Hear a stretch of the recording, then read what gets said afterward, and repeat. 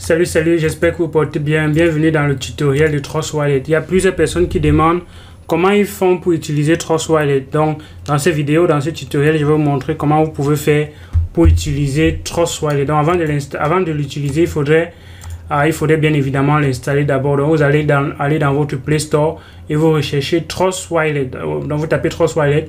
Moi c'est déjà installé, du coup. Je ne vais plus l'installer. Donc, moi, c'est déjà installé. Je vais plutôt cliquer sur Open. Je vais l'ouvrir. Donc, moi, j'ai mis quelques paramètres de sécurité qui font en sorte que toute personne qui prend mon téléphone, s'il ouvre Trust Wallet, il faudrait que la personne entre d'abord un certain paramètre, un certain code.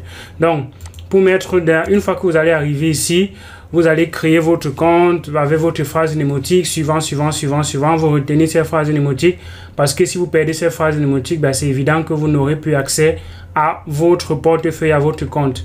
Donc, voilà. Maintenant, une fois que c'est déjà là, moi j'ai choisi le mode noir. Vous pouvez choisir, vous pouvez changer de mode. Pour le moment, moi je suis en dark mode. J'ai changé pour avoir un mode blanc, mais je préfère bien le mode noir. C'est pour ça que voilà, je le mets en noir. Ça permet de réduire la luminosité pour réduire comme ça aussi les risques d'affection des yeux. Ok, donc une fois que vous êtes en Trust Wallet, vous pouvez ajouter les wallets ici. Donc vous pouvez ajouter plusieurs portefeuilles. Vous voyez, j'ai plusieurs portefeuilles. Ici, le portefeuille communautaire, portefeuille ICO, ainsi de suite. Vous voyez, maintenant quand vous allez dans un portefeuille, vous pouvez, si vous avez perdu votre phrase mnémotique, vous pouvez cliquer ici sur Show Recovery Phrase et ça va vous afficher votre phrase mnémotique. Donc pour ceux qui n'ont pas encore enregistré, qui ont perdu les phrases mnémotiques, mais qui ont quand même accès à leur Trust Wallet, voilà comment vous pouvez retrouver votre phrase mnémotique. En cliquant ici, on va vous afficher votre phrase mnémotique. Maintenant, si vous voulez mettre la sécurité pour que toute personne qui prend votre portefeuille n'accède pas directement et voit les crypto-monnaies qu'il y a dans votre portefeuille, comme c'est le cas présentement, vous pouvez cliquer ici sur sécurité. Donc, vous allez dans les paramètres en bas là et vous cliquez sur sécurité. Vous voyez que la sécurité, pour le moment, il y a un mot de passe. Il y a également les empreintes digitaux. Vous voyez, là, c'est biométrique. Donc, les empreintes digitaux sont également activé pour ceci, vous voyez, et vous pouvez avoir les transactions signing. Donc ça, c'est aussi des autres types de sécurité qui peuvent vous permettre de réduire encore les risques que toute personne qui prend votre téléphone puisse utiliser votre crypto-monnaie. Donc ça permet également de faire en sorte que si vous avez oublié vos paramètres de sécurité, ça devient très compliqué pour vous d'accéder à votre portefeuille. Donc, il faut bien évidemment, en mettant la sécurité, vous rassurer que vous avez sauvegardé les informations. Donc ça, c'est ça sur Security.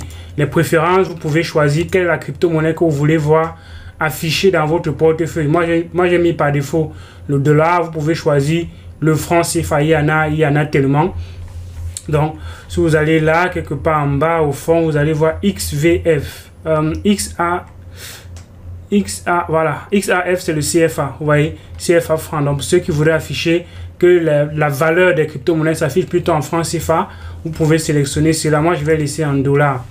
Donc, il n'y a pas possibilité de changer la langue malheureusement, mais je pense que ça va tenir compte de la langue que vous avez dans votre téléphone quand vous allez installer. Si c'est en français, je pense que le truc sera en français immédiatement. Donc, ça, c'est pour ce qui est de l'interface de Trust Wallet. On a ici plusieurs onglets en haut. Ici en haut, on a plusieurs onglets. Le premier, c'est Token qui va afficher la liste des tokens, une certaine liste de tokens.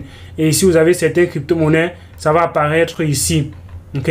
Maintenant, si vous voulez, s'il y a certains tokens qui ne sont pas listés ici et que vous voulez voir, par exemple, dans votre portefeuille, mais qui ne sont pas affichés, ce que vous pouvez faire, c'est cliquer ici en haut. On clique là et on va afficher certaines crypto-monnaies. Vous voyez, par exemple, là, dans mon portefeuille, Tron n'est pas affiché, Tezos n'est pas affiché. Donc, je vais cliquer ici et Tezos. Vous voyez, là, maintenant, ici à l'accueil, on va voir Tezos apparaître. Vous voyez, là, tout à l'heure, on n'avait pas Tezos, mais je n'ai pas les Tezos dans mon portefeuille. Vous voyez, donc, là, par exemple, j'ai les BNB dans ce portefeuille, mais je ne veux pas que les BNB soient visibles. Ce que je fais, je vais donc ici et je cache BNB. Vous voyez, les BNB ne vont pas s'afficher malgré que j'ai les BNB dans mon portefeuille. Et c'est également une autre technique de sécurité pour permettre que toute personne qui voit même votre portefeuille ne voit pas directement toutes les crypto-monnaies que vous avez. Vous voyez que là, tout à l'heure, ça affichait 1000 quelque chose de dollars. Alors que quand j'ai caché le BNB, c'est maintenant simplement à 700 $. Donc, si je cache également l'Ethereum, par exemple, je viens là, ici, et je cache l'Ethereum, vous voyez que la valeur de mon portefeuille baisse. Là, maintenant, c'est à 331, 332. Et alors, quand quelqu'un va voir ce portefeuille, la personne peut se dire que oui, le gars, il n'a pas grand-chose. Alors qu'il y a certaines crypto-monnaies qui sont cachées. Maintenant, comme j'ai caché, je peux venir réactiver. Donc, je vais réactiver ces deux-là. Maintenant, pour les crypto-monnaies qui ne sont pas visibles ici, là, cette liste n'est pas très exhaustive. Si je cherche, par exemple, une crypto-monnaie comme ACS, par exemple, HSC, Helpcoin, vous voyez, là, ce n'est pas disponible ici. ACS n'est pas disponible ici. Si je tape Helpcoin,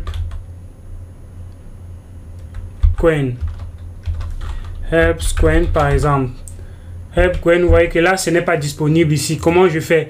Il faudrait que je copie l'adresse du smart contract. Donc, je vais aller sur mon navigateur de recherche dans Google Chrome, là, par exemple. Je vais aller dans la recherche dans Google et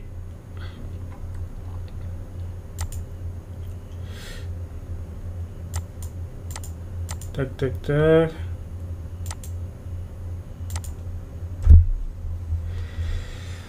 Ok, là je vais venir ici, je vais taper Helpcoin par exemple, Helpcoin HCS. Et ça s'applique avec toute crypto-monnaie. Quand vous avez besoin d'une crypto-monnaie qui n'est pas visible ici, vous pouvez, qui n'est pas visible dans votre portefeuille, vous pouvez aller dans Google, vous tapez, vous recherchez. Si la crypto est déjà listée sur CoinMarketCap, vous allez dans CoinMarketCap et vous allez voir afficher comme ça l'adresse du smart contract. Ok, l'adresse du smart contract. Là, je vais aller ici dans CoinGecko par exemple. Là, c'est listé déjà sur CoinGecko. Ok, voici la crypto-monnaie sur CoinGecko. Vous voyez que là, ici, on a l'adresse de ce token, l'adresse de ce smart contract. Parce que les tokens fonctionnent uniquement en termes de smart contract.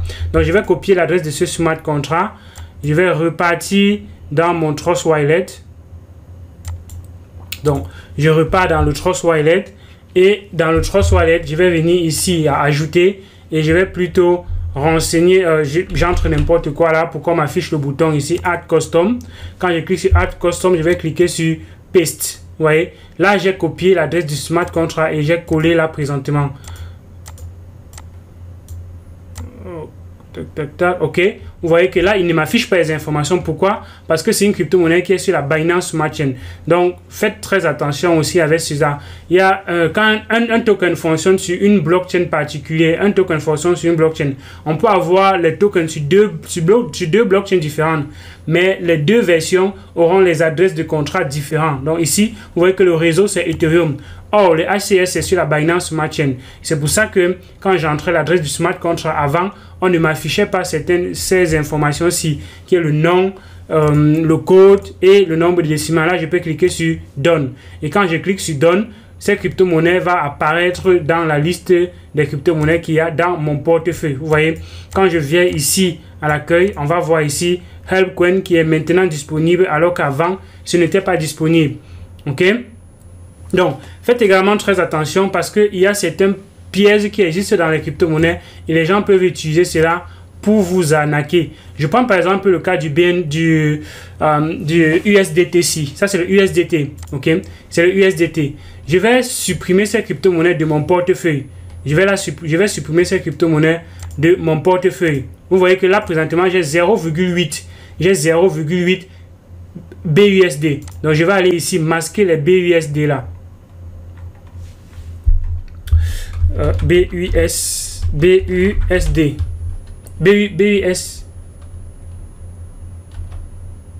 BUSDT. Non, qu'est-ce que j'ai dit même? C'est USDT. Ok. USDT. USD, c'est ceci, c'est celui-ci. Ok. Je vais masquer. Je masque cela.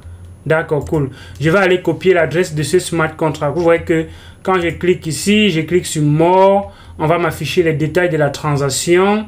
Et mon but, c'est de copier l'adresse du smart contract de BUSD. Et je vais vous montrer quelque chose. Donc, voici l'adresse du smart contract de BUSD. Donc, je vais copier cela. Je copie. Je retourne dans Trust Wallet. je retourne dans Trust Wallet. Et ce que je vais faire, je vais ajouter un token. Vous voyez que là, présentement, j'avais 0,8. Vous voyez, 0,8. Donc, je vais venir ici, au niveau des tokens pour ajouter, je mets n'importe quoi. On m'affiche l'adresse ici, add. Et je choisis le réseau Binance Smart Chain. J'entre l'adresse du smart contract. Vous voyez que c'est le BUSD que je viens de copier. Et là, ici, je vais changer la décimale. Je vais mettre la décimale à 2, par exemple. Je mets la décimale à 2 et je clique sur Done. Quand je clique sur Done, on va m'afficher que j'ai 8000 combien? 8000. C'est beaucoup. On va m'afficher que j'ai beaucoup de tokens. Vous voyez, quand on va maintenant revenir dans notre portefeuille et qu'on actualise un peu, quelle est la valeur qui va s'afficher? Les BUSD ne sont pas affichés. Ok, je retourne tout à l'heure. J'ai choisi USDT. USDT, ok, c'est celui-ci. Je vais activer. Activer. Retournons à l'accueil. Vous voyez maintenant la valeur de mon portefeuille. Vous voyez, la valeur de mon portefeuille a fait comment? La valeur de mon portefeuille a explosé. Et quand vous allez montrer ça à quelqu'un, la personne va voir que vous avez cette quantité de crypto-monnaies dans votre portefeuille. La personne va dire que waouh, vous êtes super riche. Et c'est comme ça qu'il y a des arnaques. Les arnaques se développent de cette façon. Les gens vont vous envoyer l'état de leur portefeuille. Ils disent qu'ils ont une grande quantité de crypto-monnaies dans leur portefeuille, alors qu'en réalité, ils n'en possèdent pas. Et quand vous leur envoyez votre crypto-monnaie dans l'optique de vous revendre, ces personnes-là disparaissent avec votre crypto-monnaie. Donc, faites très attention. N'achetez pas la crypto-monnaie à n'importe qui. N'achetez pas la crypto-monnaie sur n'importe quelle plateforme. Ça, c'était une subtilité qui n'est pas de moindre et évitez de tomber dans ce genre de pièces. Donc, je vais recorriger cela. Puisque j'ai déjà l'adresse du smart contract, je vais revenir ici, choisir la Binance Smart Chain et je vais recoller là-bas et laisser 18. Et là, ça va se corriger. Maintenant, on voit que là, maintenant, j'ai 0,8 comme normalement. Donc ça c'est juste au niveau de l'affichage dans le portefeuille. Mais si vous regardez les informations sur la blockchain, les informations n'auront pas changé. Mais c'est juste l'affichage au niveau du portefeuille qui peut changer. Et c'est cette subtilité là que les gens utilisent pour arnaquer d'autres personnes. Donc quand vous êtes dans Trust Wallet, vous aurez toujours besoin de l'adresse de la crypto-monnaie dépendamment du réseau que vous voulez utiliser. Si vous voulez utiliser les tokens sur la Binance Smart Chain, comme par exemple ces BUSD, ces USDT, si je veux les envoyer à quelqu'un, il me faudra payer les gas fees. Dans les gas fees, ça va se payer en la crypto-monnaie du réseau. Là, présentement, ça affiche en haut BEP20. Ici, BEP20. Ça veut dire qu'on est sur le réseau Binance Smart Chain. Vous voyez, si je prends Litecoin, ici, c'est Coin. Pour dire que le Litecoin a son propre réseau, a sa propre blockchain, qui est donc comme ça la blockchain de Litecoin. Si je prends comme ça les BUSD, ici, on va me dire que c'est BEP20, qui est comme ça le réseau Smart Chain. Je prends Smart Chain, qui est comme ça un coin. Et là, c'est l'adresse, et là, c'est la crypto-monnaie, qui est comme ça le cœur et le moteur dans la Binance Smart Chain. Donc, si vous n'avez pas les Smart Chain dans votre portefeuille, qui est comme ça le BNB sur la Binance Smart Chain, vous pouvez aller dans votre wallet, bien dans votre exchange, par exemple, et vous envoyez un peu de BNB dans l'adresse de Smart Chain. Et quand on est dans une blockchain qui a les smart contracts, tous les tokens de ces blockchains-là auront la même adresse. Ok, auront la même adresse. Prenons par exemple le cas, je veux recevoir les BNB. Là, par exemple, je veux recevoir les BNB. Donc, si je clique sur Receive ici, on va m'afficher mon adresse. Vous voyez, là, c'est mon adresse qu'on affiche. Ça, c'est pour recevoir les BNB. Or, les BNB, c'est un réseau Smart Chain. Donc, tous les tokens qui seront sur le réseau Smart Chain auront la même adresse. Donc, je vais prendre le cas, par exemple, de USDT et je clique sur Receive. Vous allez voir que c'est la même adresse ici. Je vais prendre un autre token qui est sur la Binance Smart Chain, par exemple les BUSD, et je clique sur Receive, c'est la même adresse. Donc, tous les tokens qui seront sur la Binance Smart Chain, vous n'avez pas besoin d'aller activer ce token-là et copier son adresse pour vous envoyer cela sur le réseau BEP20. Donc, vous pouvez juste copier l'adresse de Smart Chain et vous envoyer la crypto-monnaie directement à cette adresse-ci parce que ça sera la même adresse pour quel que soit le token qui sera sur le réseau. C'est pareil pour le réseau Ethereum. Quels que soient les tokens qui fonctionnent sur le réseau Ethereum, vous pouvez utiliser une seule adresse pour recevoir tous ces tokens-là. Donc, si vous avez un portefeuille Ethereum et que quelqu'un veut vous envoyer un token qui est sur la blockchain Ethereum, vous pouvez copier l'adresse de votre ETH et lui envoyer, et la personne va envoyer, et vous allez probablement voir cela dans votre portefeuille. Donc, vous voyez que par exemple, là, ici, c'est le BNB. Le BNB fonctionne sur la blockchain BEP2. Donc, et lui, il a une adresse différente parce que ses adresses sont différentes des adresses sur Matchain. Donc, si je clique sur Receive, ici, vous allez voir, les adresses sont différentes. Ça commence par BNB. Et là, on est carrément dans un réseau qui est donc comme ça, la Binance Chain qui est différente de la Binance Smart Chain. Ok, ça c'était pour les crypto-monnaies, pour les tokens, pour les crypto-monnaies. Vous voyez, Tezos ici, c'est un coin, donc il a son propre réseau. Mais on a des versions maintenant de Tezos qu'il y a sur la Binance Smart Chain qui sont juste des smart contracts et des versions qui rappliquent un peu le fonctionnement de ces tokens-là, mais plutôt sur une autre blockchain. Vous voyez que là, si je viens ici et je vais par exemple mettre XTZ sur la Binance Smart Chain, vous voyez que j'ai ceci, Tezos sur la Binance Chain, j'ai ceci, les Binance Peg Tezos qui sont comme ça sur la Binance Smart Chain. Quand on voit Binance Peg devant un token, ça veut dire que ce token est sur la Binance Smart Chain. Ok. Donc, maintenant, une fois que j'ai ici des crypto-monnaies ici, je peux faire du staking directement. Dans Finance, ce sont les crypto-monnaies que je peux staker. Si j'ai les BNB sur le réseau BEP20, je peux staker ces BNB ici et avoir jusqu'à 23% APY. Pareil pour Cosmos, pareil pour Tron, pareil pour Algorand, pareil pour Kava, pareil pour Tezos. Donc, si j'ai les Tezos dans mon portefeuille, je peux venir staker ces Tezos ici et j'aurai 6% de APY. Collectibles, ce sont les NFT. Et là, dans ce portefeuille, je n'ai pas les NFT. Donc, si vous avez les NFT, ces NFT seront affichés ici sur Collectibles. Ok. Donc, voilà un peu pour l'interface. On a maintenant DApp ici. DApp, qui est l'onglet qui va te permettre de communiquer avec la finance décentralisée. C'est comme un navigateur. Vous voyez que si je viens là, par exemple, et je tape google.com, par exemple, et je fais la recherche, il va bien évidemment m'afficher. Google.com, il va bien évidemment m'afficher le navigateur Google Chrome. Pas le navigateur, qu'est-ce que j'ai dit? Le moteur de recherche Google. Là, c'est un site comme tout autre que je peux ouvrir directement là-bas. Donc, DApp, c'est vraiment le navigateur. C'est le navigateur. Et maintenant, ça dépend de ce que vous entrez dans ce navigateur. Vous voyez, par exemple, si je tape Pancake Bunny, on va m'afficher l'adresse du Pancake Bunny et je clique là-dessus et là ça va me rediriger maintenant sur Pancake Bunny, sur le site de Pancake Bunny par exemple. Et là maintenant je peux choisir le réseau avec lequel je vais interagir. Si j'ai la crypto-monnaie sur le réseau Binance Smart Chain, alors ici je vais plutôt choisir le réseau Smart Chain par exemple. Ça veut dire que je vais interagir avec cette application en choisissant le réseau Smart Chain. Et là, on me demande la confirmation parce que Bunny voudrait lire les informations qu'il y a dans mon portefeuille. C'est pour ça qu'on me demande ces confirmations-ci directement. Donc, je vais cliquer sur Connect. Vous voyez que là, ici, si je clique dans le menu, on va voir mon adresse apparaître directement ici parce que l'adresse a demandé, le site a demandé une confirmation d'utilisation de mon adresse et pour afficher les informations qu'il y a dans mon adresse. C'est pour ça qu'on voit mon adresse ici. Donc, je peux cliquer sur déconnecter. Par exemple, si je clique sur Sign Out, alors je serai déconnecté.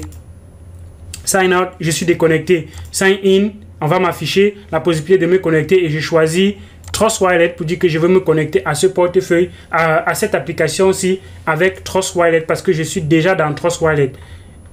Ok. Donc, je peux fermer ici et il y a comme ça d'autres applications qu'on va voir par la suite. On a Bifi Finance, on a PancakeSwap. Je vais vous montrer comment faire le swapping. Et voilà comme ça quelques applications qu'il y a et qu'on peut utiliser. Ça, ce sont juste des liens. Hein. Ce ne sont pas des applications ou bien quoi que ce soit. Vous voyez par exemple là que pour accéder à PancakeSwap, j'ai deux possibilités. Soit je clique ici sur PancakeSwap. Vous voyez que c'est PancakeSwap.finance. Et je peux venir ici à l'accueil. Je peux venir ici à l'accueil. Ici dans la zone de recherche, si je tape bien PancakeSwap, PancakeSwap.finance, et là quand je tape PancakeSwap.finance, je peux entrer direct, je peux cliquer directement sur entrée et il va m'envoyer sur la même page PancakeSwap.finance qui demande si je vais utiliser ce portefeuille. Vous allez le faire une seule fois. Une fois que vous avez confirmé l'utilisation sur une application de votre portefeuille, il ne va plus vous demander cela chaque fois. Vous voyez? Donc là, si je réactualise, par exemple, reload, je réactualise, il ne va plus me demander ce qu'il m'a demandé tout à l'heure. Donc, je vais cliquer ici pour changer de réseau.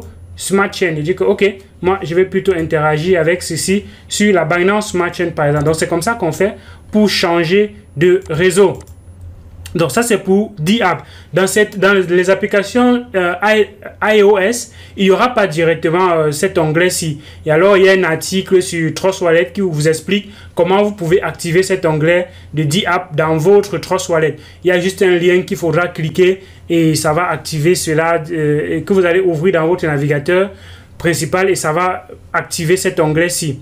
Maintenant, DEX. DEX, c'est la finance, c'est le swapping. Donc, c'est l'exchange décentralisé. C'est un exchange qui va vous permettre de quitter d'une crypto-monnaie à une autre. Et là, ça se passe sur la même blockchain. OK? Là, par exemple, il n'y a que le BNB qui peut permettre de quitter du réseau Binance Smart Chain au réseau BEP2, donc de BEP20 en BEP2. Là, par exemple, c'est du BNB qui est sur la Binance Smart Chain. Et là, on peut le convertir avec un autre token qui est sur la Binance Smart Chain. Voilà, par exemple, les BNB. Je peux dire qu'ici, je veux convertir ces BNB je peux prendre ceci en BUSD. Là, ça va passer parce que c'est le même réseau. Mais par contre, si je viens ici, je choisis par exemple Tezos en disant XTZ, par exemple, vous voyez, Tezos, il ne m'affiche même pas les trucs qui sont sur le réseau principal parce que c'est un DEX qui est sur la Binance Chain. Mais il fonctionne uniquement avec les tokens qui sont sur la Binance Smart Chain et sur la Binance, bon, sur la Binance, oui, sur la Binance Smart Chain et la Binance Chain parce que la Binance Chain on pouvait aussi créer les tokens sur la Binance Chain et ça, ces tokens sont en BEP2. Vous voyez? Donc là, je peux convertir le Tezos en BEP2 et je peux convertir uniquement avec un autre token BEP2 qui est comme ça le Binance, qui est comme ça le BNB. Donc ça veut dire que je peux convertir un token qui est sur BEP2 que en BNB. OK? Mais il y a également une subtilité qui est très intéressante, qui est très importante. C'est que quand vous passez par les swaps, généralement les frais sont vraiment élevés. Donc réfléchissez encore par 2 fois avant de passer par le swap. Une autre alternative, c'est de venir ici dans l'exchange. Et l'exchange, c'est vraiment l'exchange décentralisé. C'est uniquement les tokens qui sont en BEP2, donc sur la Binance Chain. Et là, vous pouvez dire que, ok, je vais XTZ, par exemple, Tezos. J'ai la paire Tezos BUSD. Je peux choisir Tezos BUSD. Et ces tokens sont uniquement sur la Binance Chain. Sur la Binance Chain et non sur la Binance Smart Chain. Donc, si vous n'avez pas vos Tezos sur la Binance Chain, vous ne pouvez pas swapper cela. Vous ne pouvez pas aller ici dans l'exchange-ci. Et dans l'exchange-ci, c'est un exchange où vous pouvez fixer le prix au prix auquel vous voulez acheter. Donc, par exemple, là, on est sur la paire Tezos BUSD. Et je dis, bon, moi, je vais acheter mes Tezos quand on va peut-être passer à $2. Et je mets la quantité ici. Je vais acheter, par exemple, pour 500 Tezos. Pour 500 Tezos à $2, ça va faire $1000 ici. Et vous allez maintenant cliquer sur Buy. Ça voudrait dire que quand vous cliquez sur Buy, votre ordre va aller dans cette liste ici et attendre jusqu'à ce que votre prix arrive et qu'on satisfasse votre ordre. Ok, ça c'est pour ce qui est de DEX. L'onglet DEX. Okay. Maintenant, supposons qu'on veut interagir avec la finance décentralisée sur la blockchain, sur la Binance Smart Chain, comme PancakeSwap par exemple. Je vais aller sur DApp ici et je vais simplement cliquer là, quelque part, Popular, il y a PancakeSwap. Je clique sur PancakeSwap. OK. OK. Quand je clique sur PancakeSwap, je suis déjà... Ok, c'est bon, ça a chargé. Je suis dans PancakeSwap ici. Maintenant, ici, ce que je peux faire, je vais me connecter d'abord et je dis que je vais me connecter avec Trust Wallet.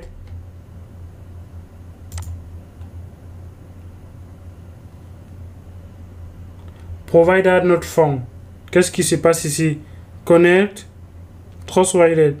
Il me dit Provider not found. Je ne comprends pas ce qui se passe.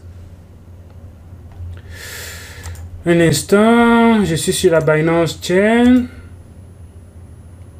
Ok. Je clique sur Connect. Trust Wallet. Ok. Qu'est-ce qui s'est passé d'abord? Voilà, c'est bon, je me suis connecté. Et comme je me suis connecté, j'ai permis comme ça à PancakeSwap de lire ce qu'il y a dans mon portefeuille en tant que crypto-monnaie. Donc, il va lire les informations qu'il y a dans mon portefeuille. C'est pour ça que ici c'est un swap qui va te permettre de quitter d'une crypto-monnaie à une autre. Et ça, c'est uniquement sur la Binance Smart Chain. Vous ne pouvez pas dire que vous avez les BNB et vous voulez les Bitcoin sur le réseau principal de Bitcoin. Ça ne fonctionnera pas. Vous pouvez avoir une version de Bitcoin qui est sur la Binance Smart Chain. Ça, c'est possible. Ok, donc là présentement par défaut ici c'est BNB et je dis ici que je vais acquérir par exemple les je dis ici que avec les BUSD par exemple je vais acquérir les, disons que ADA, je vais acheter les ADA, j'ai les BUSD, je vais acheter les ADA. Donc s'il y a une crypto-monnaie que vous voulez acheter et qui n'est pas disponible et donc la liste n'apparaît pas ici, par exemple si je vais acheter les HSC, vous voyez que HSC n'est pas disponible là présentement. Comment je fais? Ce que je peux faire, c'est copier l'adresse du contrat et venir coller ici. Donc tout à l'heure, quand on était dans Google ici, on avait vu l'adresse du HCS. Donc je vais venir ici, recopier cela. Je vais copier encore cela. Je rafraîchis. Ok. Un instant. Je vais rafraîchir ça parce qu'il ne m'affiche plus le bouton copier. Où est-ce que je... Ok, là, je rafraîchis là.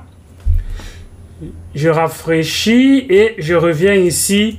Et je clique sur copier. Ok. Comme je clique sur copier, je rentre dans le portefeuille. Oh là là. Ok. Je rentre dans Trust Wallet. Ok. Cool. Dans Trust Wallet, je peux maintenant coller ça ici. Vous voyez que comme j'ai collé, il me dit HCS Found. Ok. Je vais cliquer sur d'accord. C'est ce que je veux acheter. Vous voyez.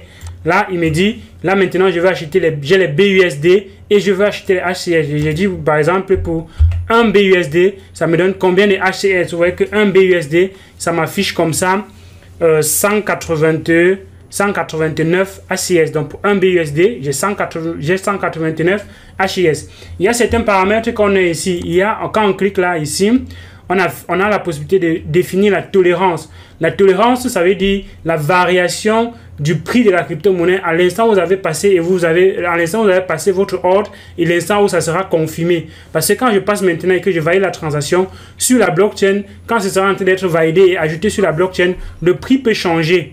Et quand le prix change, on peut donc comme ça permettre de voir s'il y a une variation de tel pourcent, ça confirme ou bien ça annule. Donc le slippage tolerance va vous permettre de définir quelle est comme ça la tolérance au prix que vous pouvez accepter. Et donc pour certains, si vous mettez 0,5, c'est pas grave parce que le prix ne change pas très drastiquement d'une confirmation à une autre. Ok? Donc moi je mets par défaut 0,5. Il y a certains crypto-monnaies par exemple que on a vu le cas de SafeMoon par exemple, si on avait une tolérance qui était inférieure à 10, ça ne passait pas parce que le SafeMoon, lui, il a une certaine politique. Quand tu vends, on te pénalise. Quand tu conserves, on te donne des bénéfices encore parce que tu conserves. Donc là, pour cette pénalité là, il fallait mettre une tolérance supérieure à 10 pour que ce soit validé. Donc maintenant ici, quand vous allez utiliser la plateforme pour la première fois, on va vous demander d'approuver le contrat. Approuver, ça voudrait dire quoi? Ça voudrait dire que vous donnez la permission à la plateforme d'utiliser votre crypto-monnaie. Or là, on veut que la plateforme utilise quoi? Nos BUSD. Donc si je prends une autre crypto-monnaie ici, par exemple le BNB, il y aura possibilité... Si je mets là, par exemple, on va me demander swap anyway, swap. Qu'est-ce qui se passe ici? Voilà, swap, vous voyez. Quand on dit swap ici, ça voudrait dire que j'ai déjà donné la permission à PancakeSwap d'utiliser mes BNB. Si je n'avais pas encore donné la permission à PancakeSwap d'utiliser mes BNB, alors il m'aurait affiché la même chose que tout à l'heure, c'est approuve. C'est pour ça que quand on choisit, par exemple ici, BUSD, je n'ai pas encore fait de transactions en BUSD sur ce portefeuille. Ça voudrait dire que là, il faudrait approuver. Donc, je demande à Pancake d'utiliser mes BUSD. Et là, il va afficher une confirmation. Et la confirmation, c'est une transaction qui va se faire sur la blockchain, bien évidemment. Ça va payer les frais de transaction. Et ces frais de transaction sont payés en BNB. Donc, si vous n'avez pas les BNB dans votre portefeuille, vous ne pourrez pas faire des transactions sur la Binance Smart Chain. OK? Donc, une fois que c'est approuvé, vous allez voir que là, maintenant, ça a mis approve et là, c'est swap. Donc, vous pouvez maintenant swapper votre crypto-monnaie. Et là, je vais prendre dans le cas où nous sommes en train de parler. Je dis que je vais acheter, juste pour vous montrer comment ça fonctionne. Hein. Je dis que je vais dépenser $1. $1, ça me donne 190 HES. Vous voyez que tout à l'heure, on était à 189, quelque chose comme ça. Maintenant, c'est à 190. Ça veut dire que le prix du HES a légèrement baissé. Vous voyez que ça change au fur et à mesure. Là, maintenant, on est encore à 189. Donc, plus j'attends, plus ça va également varier. Ça va changer aussi. Donc, je vais cliquer sur Swap. Et quand je clique sur Swap, il m'affiche le récapitulatif. Vous voyez qu'il y a comme ça. Donc, vous voyez que là, pendant que je suis en train de parler, le prix a changé. Et quand le prix change, il me demande d'accepter. Vous voyez que au fur et à mesure qu'on parle, le prix va changer. Et il y a des frais qui sont utilisés. Les frais ici, par exemple, quand on est dans PancakeSwap et qu'on utilise la plateforme, il y a 0%, il y a 0,25% des frais qui sont déduits. Et ces 0,25% sont repartis comme suit. Il y a 0,17% qui vont partir au fournisseur de la liquidité.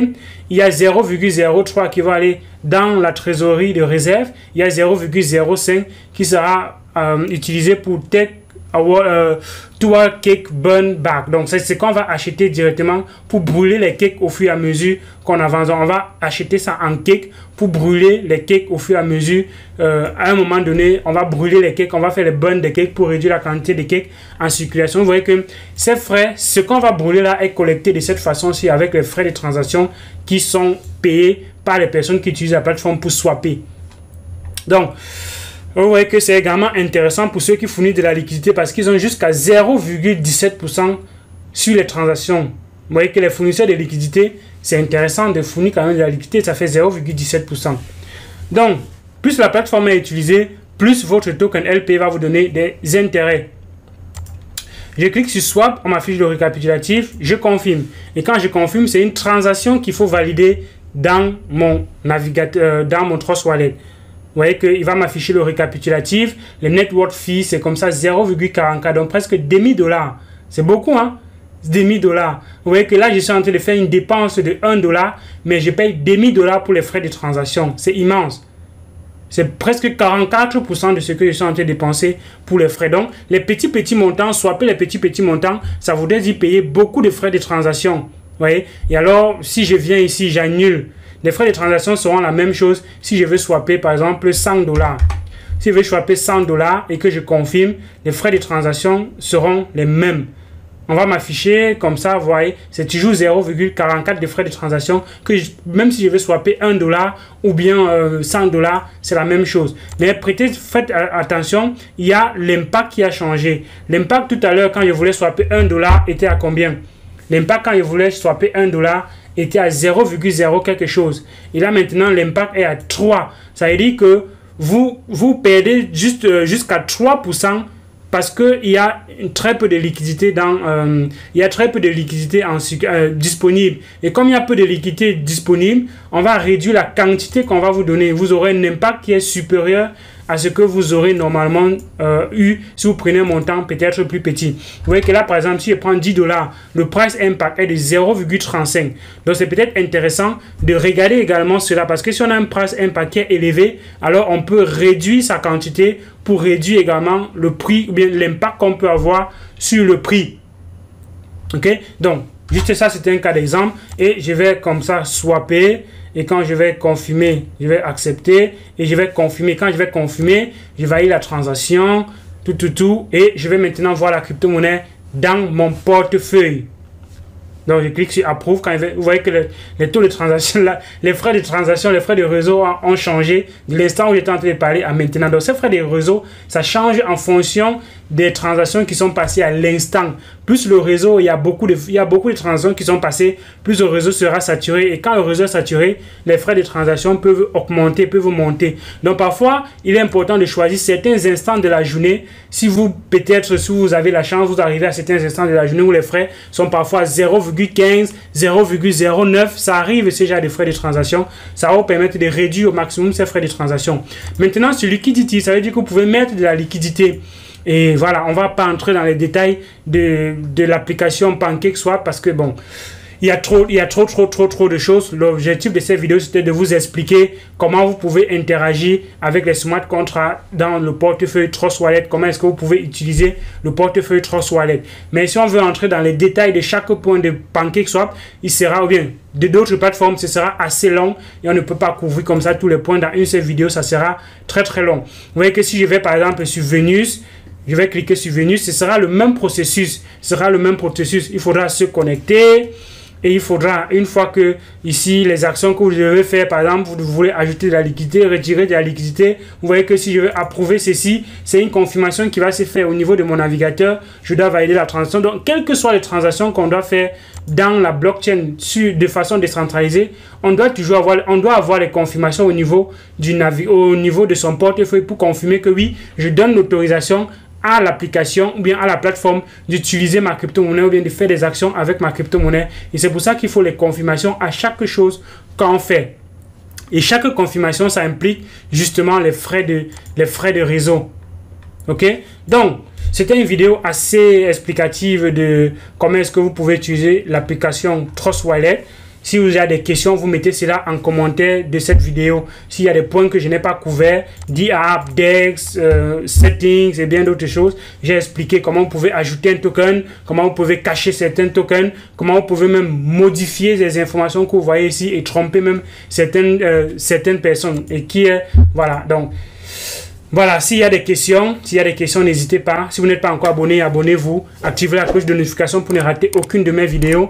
Et rejoignez-nous sur Telegram pour faire grandir cette communauté et participer à cette aventure qui est juste extraordinaire. D'ici là, portez-vous bien et à une prochaine vidéo. Ciao.